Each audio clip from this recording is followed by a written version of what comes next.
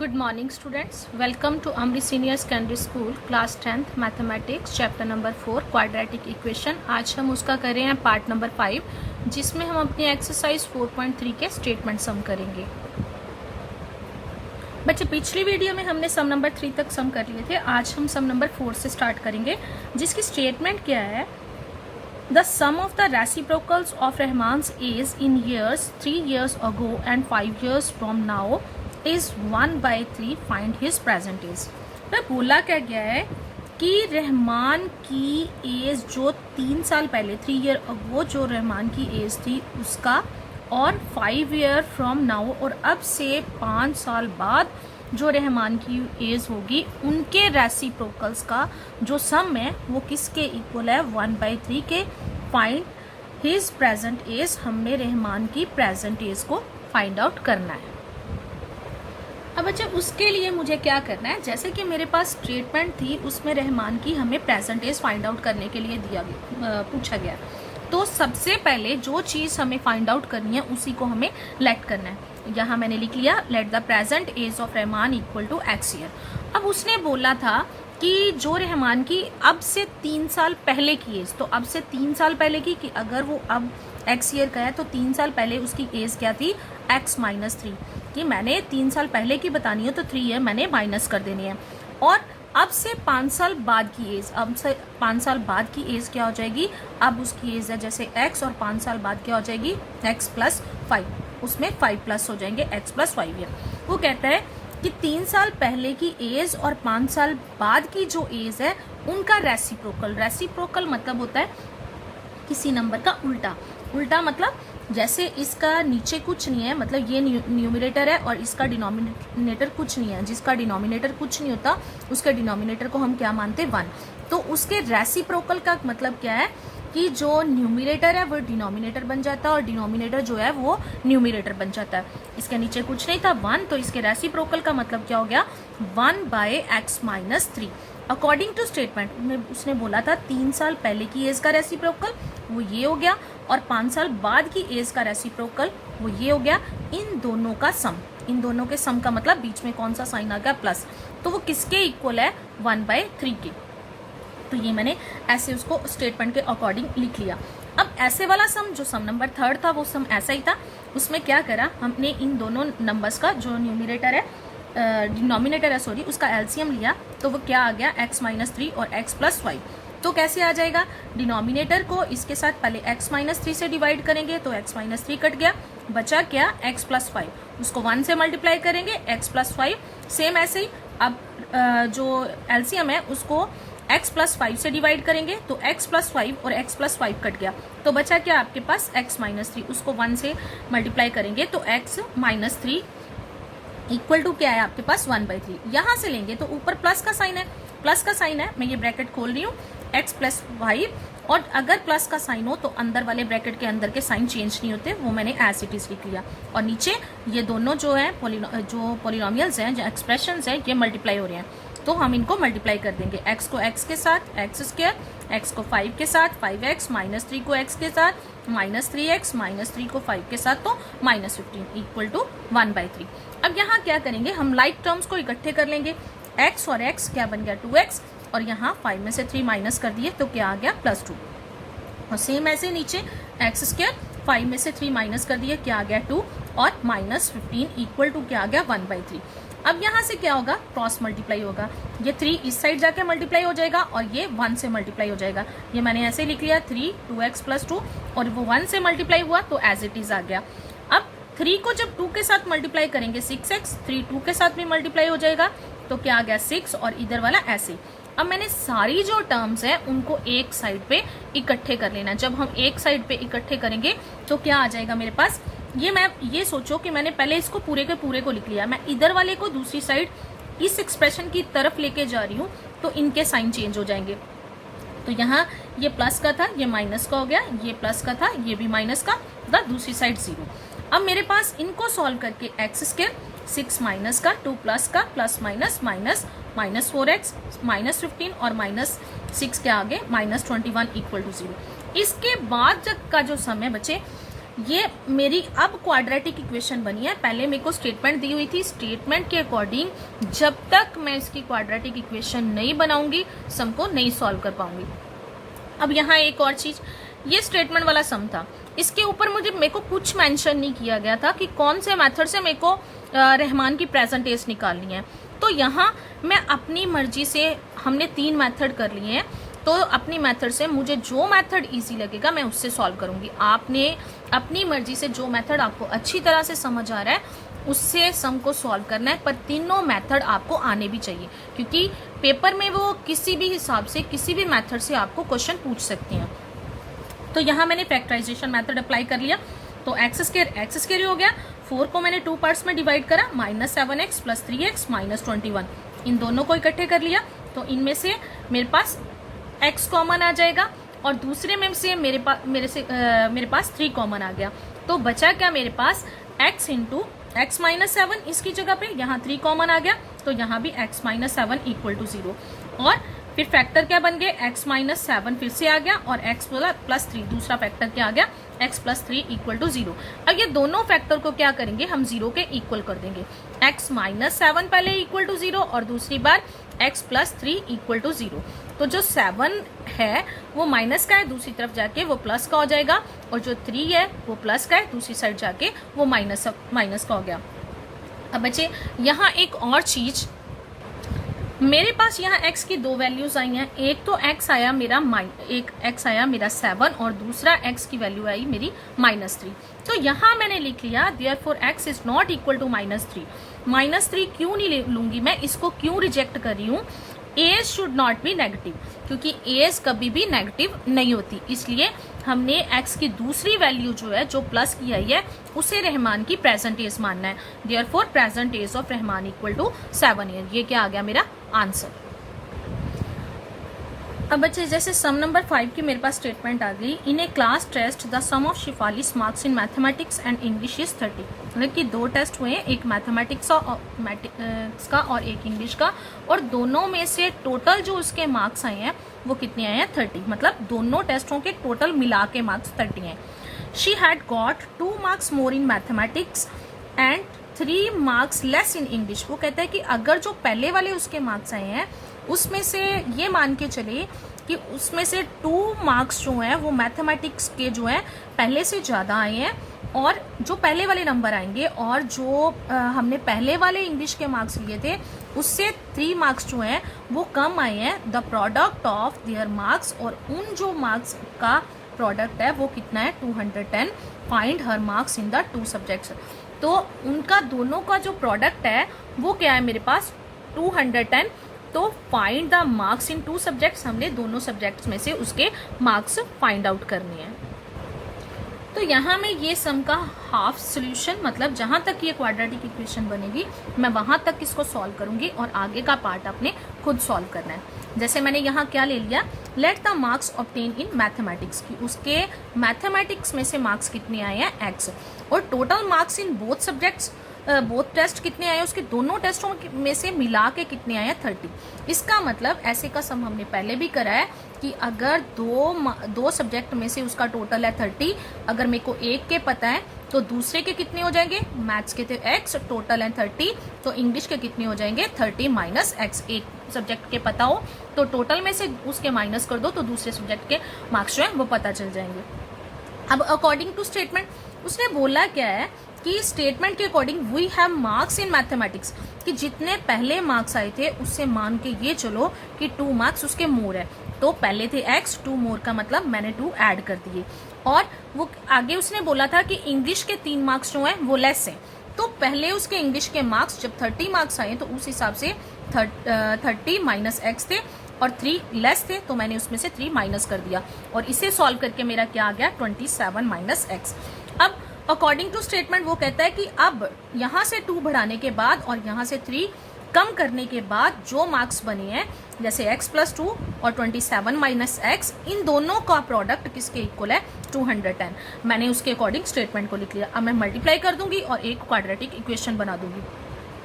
x को 27 के साथ करा तो कितना आ गया, 27x, x को x के साथ -x स्क्वायर, 2 को 27 के साथ 54, तो 2 को माइनस एक्स के साथ, तो माइनस 2x इक्वल टू 200।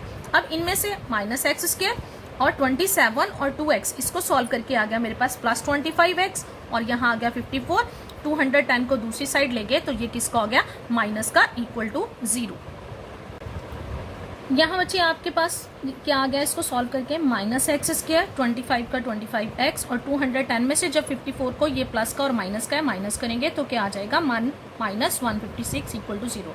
अब यहाँ मैंने माइनस कॉमन निकाल लिया है, तो माइनस कॉमन निकालने के बाद अंदर वाले साइन चेंज हो जाएंगे, ये प्लस का हो गया, ये प्लस का था, ये माइनस का हो गया, और ये माइनस का था, ये प्लस का हो गया, इक्वल टू 0। अब माइनस के साइन को भी दूसरी तरफ ले जाएंगे तो वो 0 से डिवाइड होकर खत्म हो जाएगा। एक्स स्क्वायर तो बचेगा क्या आपके पास, X square minus 25x plus 156 equal to 0। अब इसके आगे का पार्ट जो है वो आपने सॉल्व करना है। आप इसको किसी भी मेथड से, प्राइम फैक्टराइजेशन मेथड या जो डी वाला क्वाड्रेटिक फॉर्मूले वाला मेथड करवाया था आप उससे कर सकते हो। इसमें जो x की दोनों वैल्यूज आएंगी ना वो दोनों पॉजिटिव आएंगी, तो उससे इसके दो आंसर निकलेंगे। उसके दो आंसर्स यहाँ मैंने मेंशन कर दिए। फर्स्ट आंसर होगा 13,17, मतलब वो जो आप x की दो वैल्यूज निकालोगे वो दोनों मैथमेटिक्स के ही आंसर होंगे। तो इंग्लिश का निकालने के लिए हमें उसे 30 में से माइनस करना पड़ेगा। जो दो वैल्यूज आएंगी उनको पहले एक बार मैथमेटिक्स की एक वैल्यू को मानेंगे कि वो मार्क्स है उसके, और फिर इंग्लिश के जो है वो 30 में से फर्स्ट वैल्यू को माइनस करके निकालेंगे। फिर दूसरी x की जो वैल्यू है ये मान के चलेंगे कि ये मैथमेटिक्स के जो थे मार्क्स थे, और इंग्लिश के वो दूसरी वैल्यू को माइनस करके सम को निकालेंगे। तो ये साथ में मैंने उसका आंसर्स दे दिया आपको। अब बच्चे सम नंबर 6 की स्टेटमेंट देखो, the diagonal of a rectangular field is 60 metre more than the shorter side. कि जो एक रेक्टेंगुलर फील्ड है उसकी शॉर्टर साइड से जो उसका डायगोनल है वो 60 मीटर मोर है, मतलब ज़्यादा है। If the longer side is 30 metre more than the shorter side, कि जो उसकी लॉन्गर साइड है वो उसकी शॉर्टर साइड से 30 मोर है, then find the sides of the field. मतलब क्या रिलेशन बताया है कि दोनों बार उसकी डायगोनल भी उसकी शॉर्टर साइड से 60 ज़्यादा है, और जो लॉन्गर साइड है वो भी उसकी शॉर्टर साइड से 30 ज़्यादा है। तो इसका मतलब हमें पहले अगर शॉर्टर साइड पता होगी तो हम उसकी बाकी की साइड से पता कर सकते हैं। अब बच्चे इस सम को देखो, मैंने एक ये रेक्टेंगल की डायग्राम बना ली है, इसकी हेल्प से हम सम करेंगे। जैसे ये एक रेक्टेंगल है, रेक्टेंगल में क्या होता है कि उसकी ऑपोजिट साइड्स जो होती हैं वो इक्वल होती हैं। लेंथ के इक्वल होती है, ब्रेड्थ के इक्वल होती है। साइड्स उसकी लेंथ और उसकी ब्रेड्थ को बोलती हैं। जैसे हमें बोला गया है कि find the sides of the rectangle, मतलब हमें उसकी लॉन्गर साइड और उसकी शॉर्टर साइड फाइंड आउट करनी है, उसका डायगोनल फाइंड आउट नहीं करना। सिर्फ उन्होंने सम निकालने के लिए कुछ चीजें दी होती है, हमने उसको डायगोनल के लिए जो उन्होंने बोला हुआ हमने वो अपनी लेंथ और ब्रेड्थ निकालने के लिए उसको यूज करना है।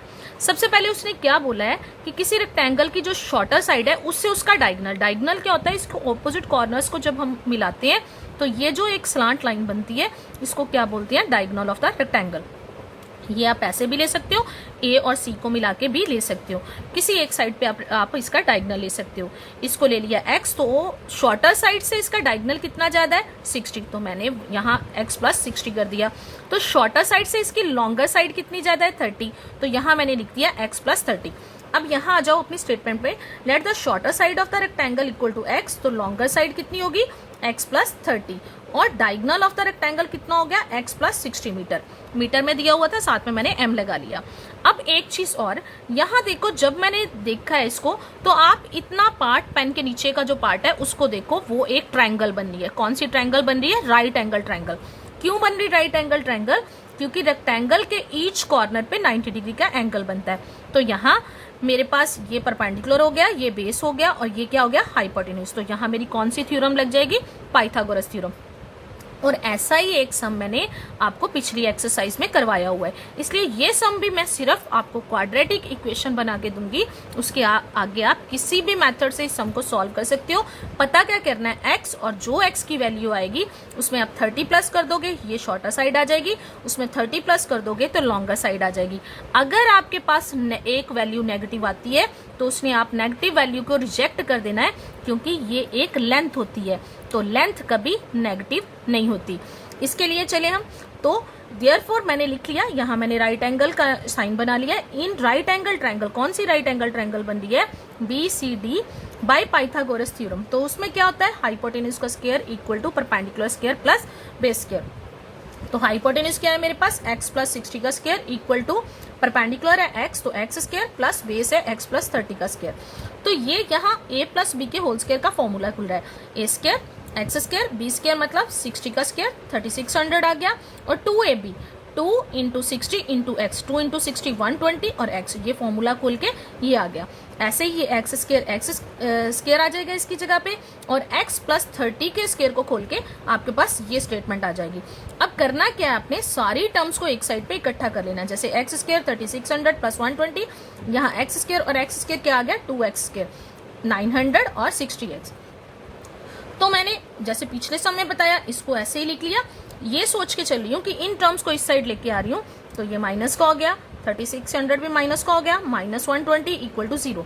लाइक टर्म्स को इकट्ठे कर लो, 2x स्क्वायर में से x स्क्वायर माइनस करा x स्क्वायर, और यहाँ 60 प्लस का 120 माइनस का, प्लस माइनस माइनस माइनस 60, और 36 में से 900 मैंने माइनस कर दिए, माइनस 2700 इक्वल टू 0। इसके आगे का भी सम बचे आपने अपने आप सॉल्व करना है, मैं आपको क्वाड्रेटिक बना के छोड़ रही हूँ। जैसे मैंने होमवर्क के लिए आपको सम दिए थे, ये इसके आगे का पार्ट आपका एक किस्म का होमवर्क ही है। अब जैसे बच्चे मैं सम नंबर यहाँ 7 ले रही हूँ, the difference of squares of 2 number is 180, मतलब कि दो नंबर्स है जिनके स्क्वायर्स करने के बाद उनका डिफरेंस जो है वो 180 के इक्वल है। The square of the smaller number is 8 times the larger number, और जो छोटे नंबर का स्क्वायर है वो 8 टाइम्स, मतलब 8 से मल्टीप्लाई करो लार्जर नंबर को तो इसके इक्वल आता है। फाइंड द 2 नंबर्स, ये हमारी स्टेटमेंट है। तो जैसे कि बच्चे उन्होंने बोला है कि दो नंबर्स हैं, एक लार्जर है और एक स्मॉलर नंबर है। Let the larger number x ले लिया और let the smaller number y ले लिया, क्योंकि उनमें कोई रिलेशन नहीं दिया गया था, सम नहीं दिया गया, उनका कुछ नहीं दिया गया था, इसलिए दोनों को मैंने अलग अलग लेट कर लिया। अब अकॉर्डिंग टू स्टेटमेंट उनके स्क्वायर का डिफरेंस, मतलब पहला नंबर ये तो इसका स्क्वायर एक्स स्क्वायर, और दूसरा नंबर ये तो इसका स्क्वायर वाई स्क्वायर, उनका डिफरेंस मतलब हमेशा हम लार्जर नंबर में से ही स्मॉलर नंबर को माइनस कर सकते हैं। तो मैंने आगे इसको रख लिया और पीछे इसको रख लिया, x square minus y square किसके इक्वल है 180, ये मेरी फर्स्ट इक्वेशन बन गई। अब दूसरी बार उन्होंने बोला है स्मॉलर नंबर का स्क्वायर, स्मॉलर नंबर है वाई, उसका स्क्वायर किसके इक्वल है 8 टाइम्स लार्जर नंबर, तो 8 मल्टीप्लाई कर दिया लार्जर नंबर वाई स्क्वायर इसके इक्वल है।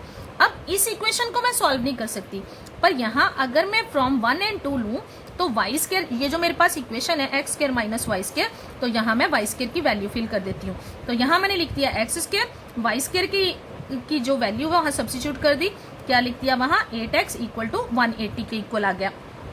तो अब 180 को दूसरी साइड ले जाऊंगी तो क्या आ गया x square minus 8x minus 180 equal to 0।